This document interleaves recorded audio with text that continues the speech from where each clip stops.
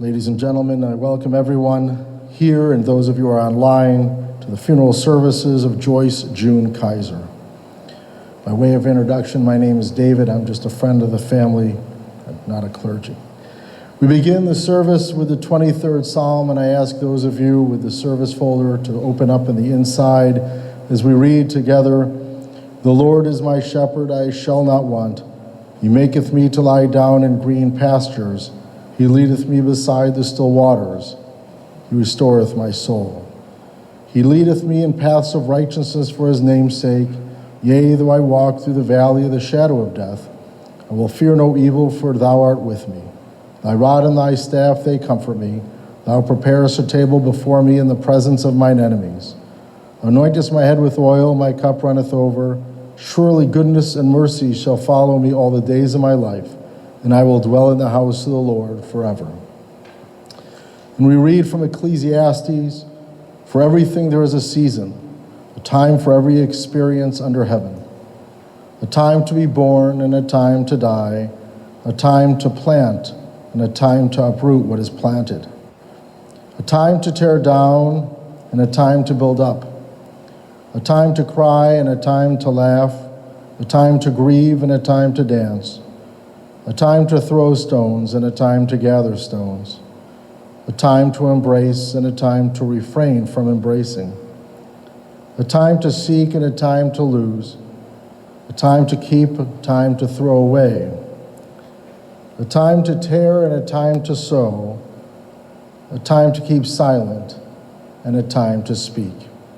And at this time, I invite the family members to come forward to speak loving words about Joyce.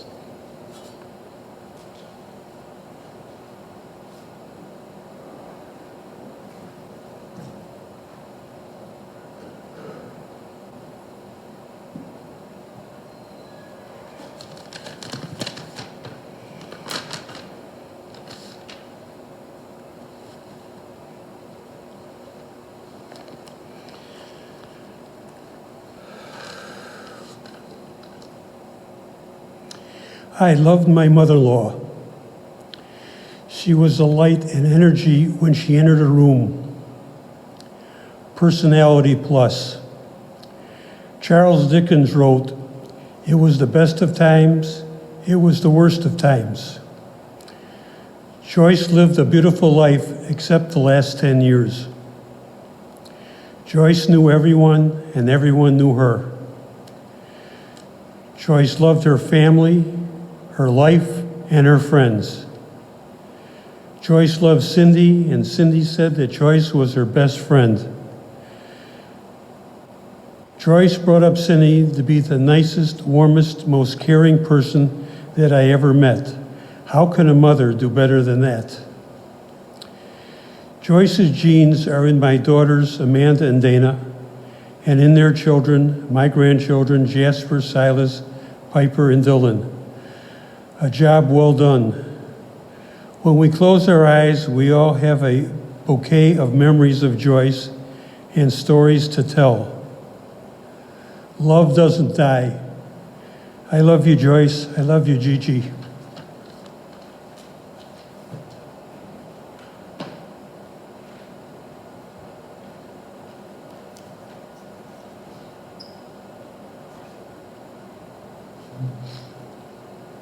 I'm Dana, Joyce's granddaughter. I want to share some words about my grandma Joyce, Grams as we called her. Later on, we called her Gigi, short for great grandma, because at 71, she looked far too young to be a great grandmother. But even when she was just a grandma to us, she was far too young looking, too spirited, and too fashionably hip to fully pass as a grandma. But that didn't change how she doted on her grandkids and later on her great-grandchildren. Our Grams was one of the most caring, fun, generous, and loving people I'll ever know. And she was a style icon to us, always minimalist and classic. She valued quality over quantity. The possessions she owned, she treasured, and as kids, nothing was off limits to us to touch, feel, or play with. She would let us try on her expensive makeup, perfumes, use her fancy Neiman Marcus moisturizers, and try on her clothes. but she placed family above any material objects. She loved her family and would do or give anything to bring joy to her kids. She would cook us pasta at 1 a.m. if we were hungry after going out to the bars, or would get us chocolate Haagen-Dazs ice cream if we were craving it. She would get in the water and swim with us in the pool or ocean so we wouldn't have to swim alone. And I need to just mention that she was still rocking bikinis as a great grandma because that's how fabulous and confident she was. She would scratch our backs for hours and make up bedtime stories on the spot. Sleepovers with grandma were the ultimate vacation, and my best memories are from spending time with her in Chicago and Fort Lauderdale. I'm pretty sure we're not the only ones who wanted to be in the presence of this wonderful being. She constantly had friends surrounding her and always had great companions throughout her life, especially her dearest love, Al Kaiser, Grandpa Al. She had a magnetic personality, was authentic and full of confidence. She worked hard, educated herself, started businesses, and cultivated her own success. She raised an amazing daughter with the same value of family being the most important virtue. I'm going to miss Gigi, but I'm so thankful for the memories she's left us, and comforted to know she will now reunite with Grandpa Al in the afterlife. In closing, I'd like to share this quote from Paulo Coelho in The Alchemist. When we love, we always strive to become better than we are. When we strive to become better than we are, everything around us becomes better too. Thank you for making our lives better, Grams. We love you.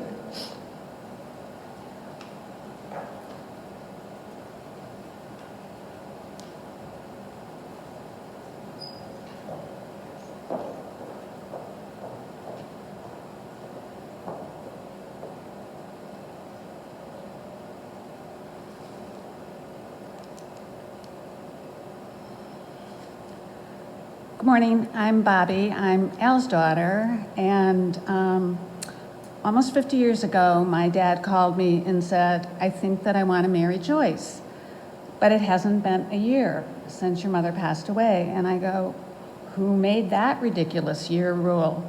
Of course you're going to marry her.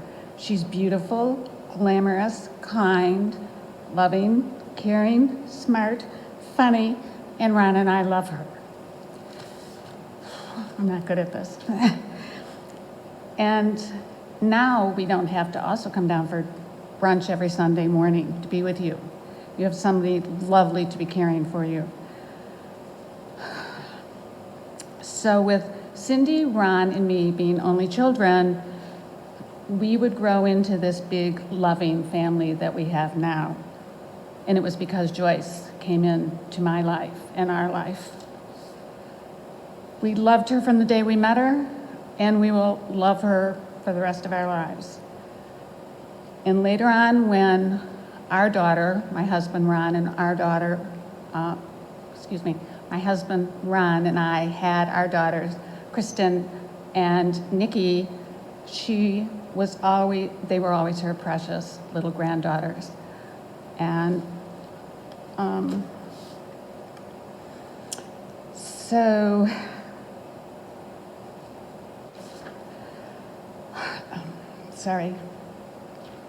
So now, Joyce, beautiful Joyce, find yourself a cloud, have a drink, give my father a kiss, and thank you for creating this big, wonderful family that we have together now. Thank you.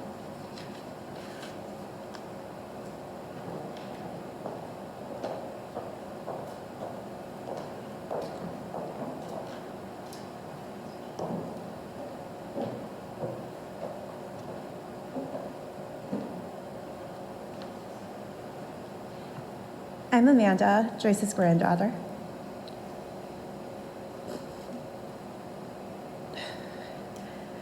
Okay, how do you put into words the one person that meant everything to you? That is my Grams. I was trying for a long time to figure out what I was going to say about her. And the first thing that popped into my mind was her hair. It was like a helmet. It didn't move. We were always in awe of it.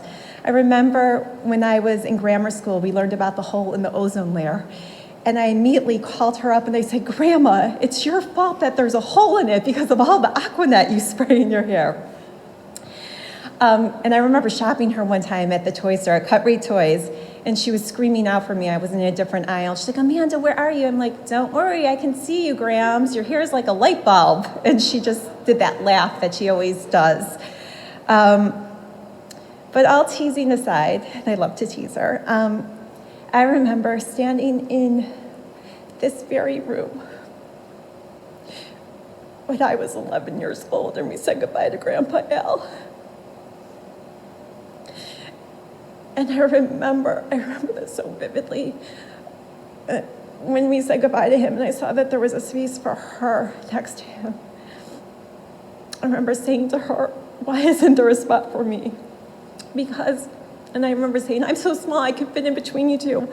Because the thing is I always wanted to be with her and him.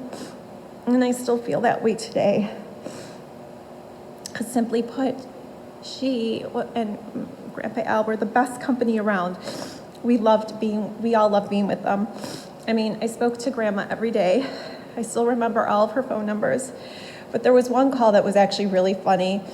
She called me at college. She was watching, my parents were out of town, and she was watching my sister and our new puppy named Kimball. And she called me at college. She goes, Amanda, I don't know what to do. I lost the dog. He got out. And she's like, we're going up and down the street seeing Kimball. Where are you? And your neighbors are looking at me like I'm crazy and your mom's going to be mad. And I just burst into laughing, into tears. She's like, what's so funny? I'm like, you are walking up and down our street saying, Kimball, where are you? And Kimball was also the name of our street and our dog. And then she's like, oh, good God, no wonder why your neighbors think I'm crazy. They think I'm losing my mind. And we thought it was the funniest story, and we laughed for hours about it. She was just so much fun. All my friends knew I'd rather spend the weekends in spring break with her, and they often would too. We would go to dinner at Chinese restaurants, Tang Dynasty and Szechuan Place, that Szechuan restaurant, those were her places. And I remember one time we went to the Esquire Theater to see Pretty Woman, and this just always stuck with me. She said, I want you to see it's the best movie. And I said, you saw it already? And she said, yes, I saw it last night. And I said, well, Grams, we can see something else then. And she said, no, I want you to see it. You'll love it so much. And that's just who she was. She just wanted the best for her kids and to enjoy everything. And she would do everything with us. She loved to be with us too. One summer, after Grandpa passed away, my dad rented an RV, and we took a trip around the lake. And I'll never forget, at one of the last stops at these campgrounds at 6 a.m., it said, wake up, all you Yogi Bear campers. And Grandma at that moment goes, oh, good God, Richard, find the nearest Ritz-Carlton. I'll pay for everyone. She was having no part of it. But that was who she was. She made everything more fun. She was vibrant. She always had a way with words, gave the best advice, and she smelled better than anyone I've ever met. Her house was always immaculate, no clutter. And her clothes. I mean, she showed up to my 8th grade graduation in leather slacks. Not pants, slacks, and I'll never forget it. And then this is one last story that I'll share, because it's funny, and it's her. And she'll be so mad at me for saying this, but it's funny. I must have been 20 or 21, and I went out to the nightclubs with my friends, and I drank way too much. And I knew that if I went home with my friends to the suburbs, Mom would yell at me, and I would be in so much trouble. So instead, at 2 a.m, I showed up unannounced at Grandma's apartment. She opened the door, and I ran straight to her guest bathroom, and I began to puke my brains out. And while this was happening, she was holding my hair back, and she goes, what did you drink? And I said, well, vodka cranberry. She's like, well, what type of vodka? And I go, vodka. And she's like, the bartender didn't ask you what type you wanted? And I said, no, as I'm sick. And she's like, oh, good God, he poisoned you. The bartender poisoned you. Next time when you order vodka, you have to say Grey Goose, Belvedere, or Kettle One. I got a lesson on Top Shelf that night. But that was my Grams in a nutshell. I never heard her yell.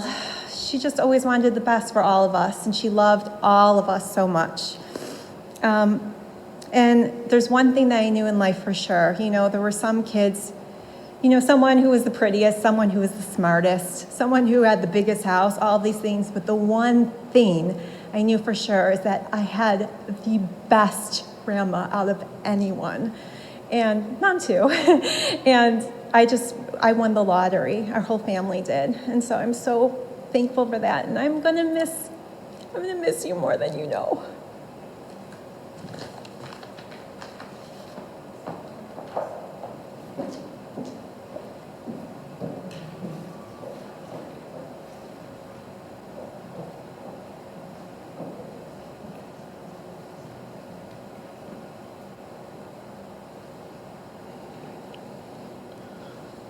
And these words are from Kristin.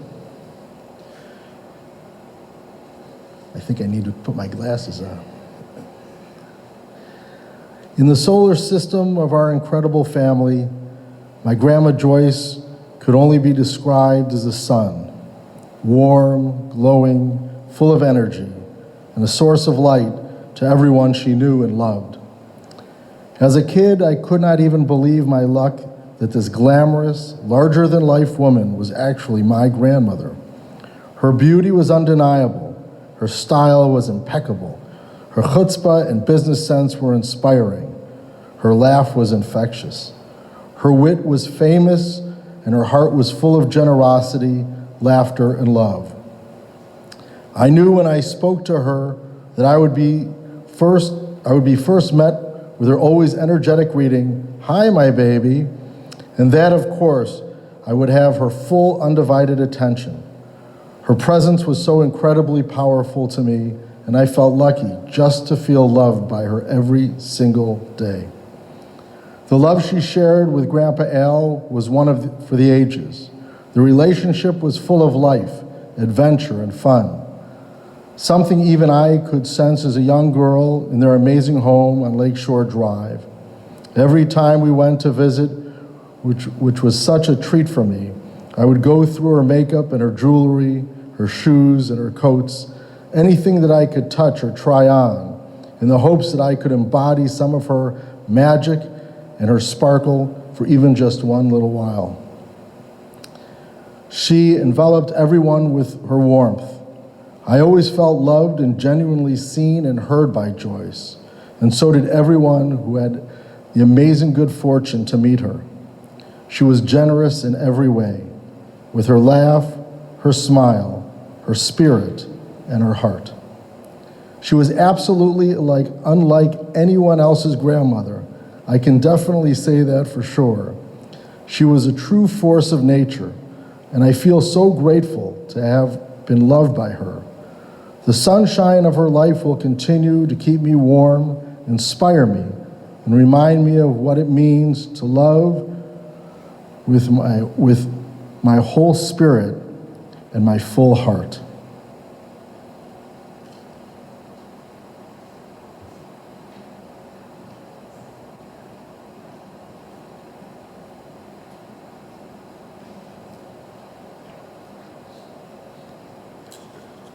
Hi, I'm Cindy, Joyce's daughter.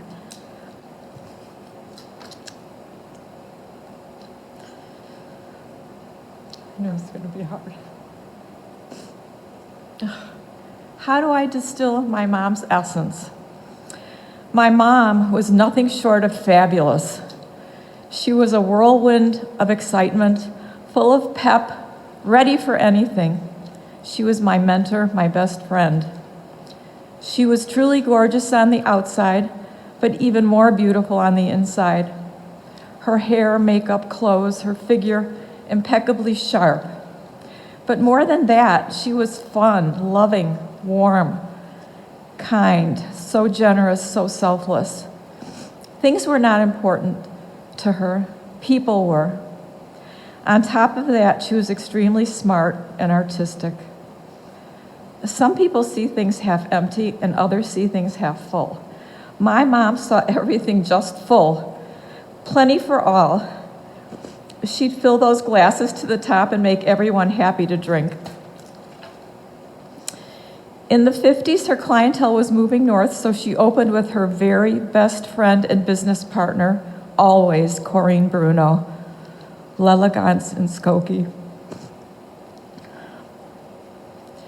She drove almost an hour each way to work from LaGrange to Skokie, both ways, and was standing at work all day, yet I don't recall my mom ever sitting still when she returned home. She was a mover and a shaker. She never yelled or was really mad about anything except bad drivers. And then she would swear in Italian. It sounded so funny. I always remember my mom cutting, coloring, styling hair in her silk shirts, designer suits, high heels, in a bustling party-like inclusive salon. While she was working, women were all around her, chatting, smiling, laughing. Talk about whistle while you work. My mom was happy, in her element, a social butterfly, a people magnet. She could bring a house together. She was a force. In the early 70s, Joyce and Corinne launched Miss Joyce Salon of Beauty and Miss Joyce Boutique in the Harbor House, 3200 North Lakeshore Drive. My mom and I moved into the high-rise. It was very convenient. She loved Chicago, and Chicago loved her. It was her kind of town. New customers, new friends, new restaurants, and a new nightlife with a new man. They married in 1971. Al Kaiser had one daughter, Bobby, and together we formed a forever happy family. My mom and Al would eventually spend half of the year in Fort Lauderdale. They were crazy about the sun, the beach, and each other. They welcomed our visits. My mom passionately cared about her entire family, her Bruno family, her dear friends, her nieces Charlene and Patsy, and their families in LaGrange, and my friend Linda and her family, and Nanette. She adored Jimmy Lesko and Ray Garcia. She even enjoyed her granddogs through the years. Sorry.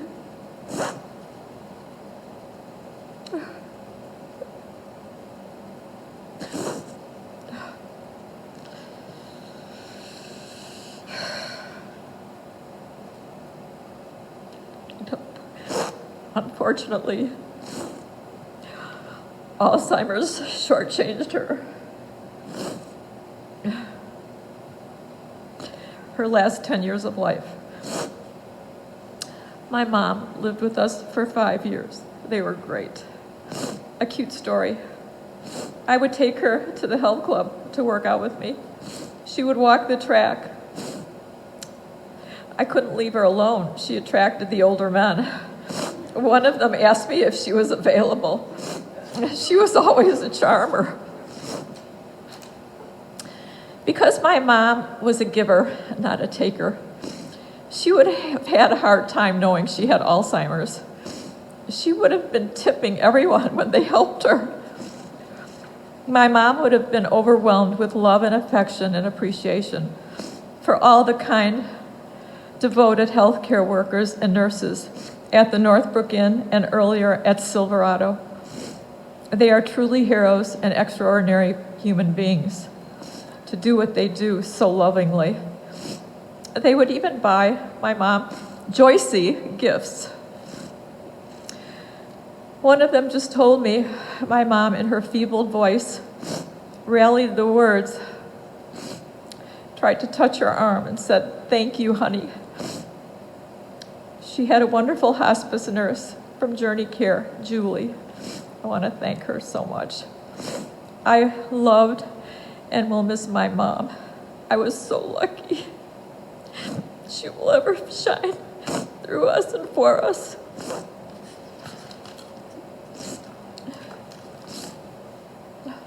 Oh, I can walk.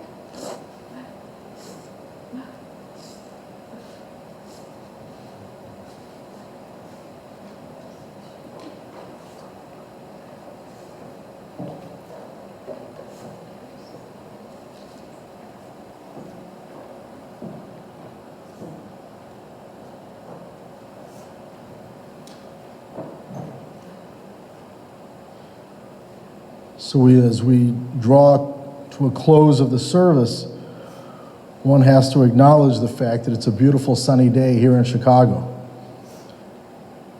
And the one theme that kept on going through each speaker was the radiance of Joyce.